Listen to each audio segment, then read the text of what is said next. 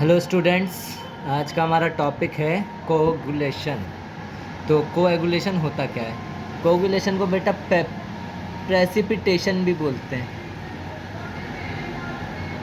Precipitation तो ये वो प्रोसेस है जिसमें कोलाइडल पार्टिकल्स में अगर कोई इलेक्ट्रोलाइट मिला दिया जाए और वो सेटल डाउन हो जाएं और प्रेसिपिटेट फॉर्म कर लें तो उनको बोला जाता है, इस प्रोसेस को बोला जाता है कोगुलेशन। और कोलाइडल पार्टिकल्स में जो इलेक्ट्रोलाइट मिलाया जाता है उसको बोला जाता है कोगुलेंट। तो कोगुलेंट के मिलाने पर प्रेसिपिटेट फॉर्म हो जाए, ऐसी प्रोसेस क्या कहलाती है? कोगुलेशन या प्रेसिपिटेशन। प्रेसिपिटेशन इसलिए कहते हैं इसको क्योंकि इसमें तुरंत प्रेसिपिटेट फॉर्म हो जाता है। तो ये है बेटा कोगुलेशन। इसके अलावा हमारा आज का दूसरा टॉपिक है पेप्टाइजेशन। पेप्टाइजेशन जो होता है वो रिवर्स प्रोसेस होती है जस्ट कोगुलेशन की। यहाँ हम इलेक्ट्रोलाइट मिलाकर प्रेसिपिटेट बना रहे हैं। इस प्रोसेस में इलेक्ट्रोलाइट मिलाकर प्रेसिपिटेट से दोबारा कोलाइडल सॉल्यूशन बनाएंगे। कोलाइडल सॉल्यूशन बनाने के लिए हमें जो इलेक्ट्रोलाइट मिलाना होगा उसको बोलते हैं पेप्टाइजिंग एजेंट, और इस पूरी प्रोसेस को बोला जाता है बेटा पेप्टाइजेशन। यानी जो प्रोसेस कोगुलेशन में हो रही है, इलेक्ट्रोलाइट मिलाकर प्रेसिपिटेट बना रहे हैं, वही प्रोसेस इसमें होगी पर उल्टी। यहाँ पर क्या होगा कि इसमें कोई इलेक्ट्रोलाइट मिलाएंगे जिससे क्या होगा, प्रेसिपिटेट जो बना वो वापस कोलाइडल पार्टिकल्स में कन्वर्ट हो जाएगा और कोलाइडल सॉल्यूशन बना लेगा। इस प्रोसेस को बोला जाता है पेप्टाइजेशन और इस प्रोसेस को बोला जाता है कोगुलेशन। इसके बाद बेटा एक तीसरा टॉपिक होता है, ज़्यादा नहीं है उसमें, पेप्टाइजेशन कोगुलेशन समझ में आ गया होगा। इसके बाद है बेटा हमारा तीसरा टॉपिक इमल्शन। क्या होता है? इमल्शन।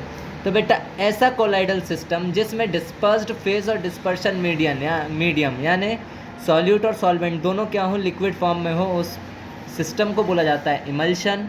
दो टाइप के होते हैं, ऑयल इन वाटर और दूसरा होता है water in oil. Oil in water में यानी पानी में तेल। पानी में तेल का बेस्ट एग्जांपल है दूध। देखा होगा उसमें से हम घी निकाल लेते हैं और बचता है लास्ट में पानी पानी। और दूसरा होता है वाटर इन ऑयल। तो ऑयल में वाटर का एग्जांपल है बटर, मक्खन। ये दूसरा इमल्शन है। तो इसको बोला जाता है बेटा इमल्शन। इस प्रोसेस इस सिस्टम को बोला जाता है इमल्शन। ऐसा कोलाइडल सिस्टम जिसमें डिस्पर्स्ड फेस और डिस्पर्शन मीडियम दोनों क्या हो, लिक्विड फॉर्म में हो, उसी को बोला जाएगा इमल्शन। जैसे कि पेंट आता है, पेंट में तेल के अंदर पानी होता है बेटा, oil in water. Paint is an example of emulsion. और एशियन पेंट अगर किसी ने ख़रीदा हो तो उस पर लिखा होता है एक्राइलिक इमल्शन। एक्राइलिक इमल्शन उस पर लिखा होता है। अब मैं बात करूं कोगुलेशन पे आता हूं, तो उसमें एक रूल है हार्डी-शुल्ज़ लॉ। उसका नाम है हार्डी-शुल्ज़ लॉ। तो ये बेटा इसमें कुछ नहीं है। ये हार्डी-शुल्ज़ लॉ बोलता है कि कोगुलेटिंग पावर जो होती है किसी इलेक्ट्रोलाइट की, कोएगुलेटिंग पावर जो होती है उस इलेक्ट्रोलाइट की, वो उस पर लगे चार्ज पे डिपेंड करती है और वो हमेशा चार्ज से डिक्रीजिंग ऑर्डर में होता है। यानी फॉर पॉजिटिव सॉल्यूशंस के लिए क्या होगा, पॉजिटिव सोल के लिए Fe3+ की सबसे ज़्यादा होगी, उसके बाद होगी बेटा Cu2+ की, फिर उससे कम होगी Na+ की। जिस पे सबसे ज़्यादा चार्ज होगा उसकी सबसे ज़्यादा कोगुलेटिंग पावर होगी। ये हार्डी-शुल्ज़ अंकल ने बोला है।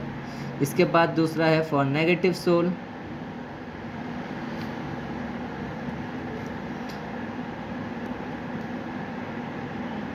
नेगेटिव सोल में PO4 3- की सबसे ज़्यादा होगी, SO4 2- की सबसे उससे कम होगी और सबसे कम होगी Cl- की। यानी जितना ज़्यादा चार्ज होगा उतनी ज़्यादा उनकी कोगुलेटिंग पावर होगी। तो इसको बोला जाता है बेटा कोगुलेशन के लिए Hardy Schulze law. Hardy Schulze law is very important topic, तो आपको इसको अच्छे से पढ़ना है, ये 2 नंबर में ज़रूर पूछा जाता है। तो बेटा आज का यही पार्ट था, बाकी हम पढ़ेंगे कल।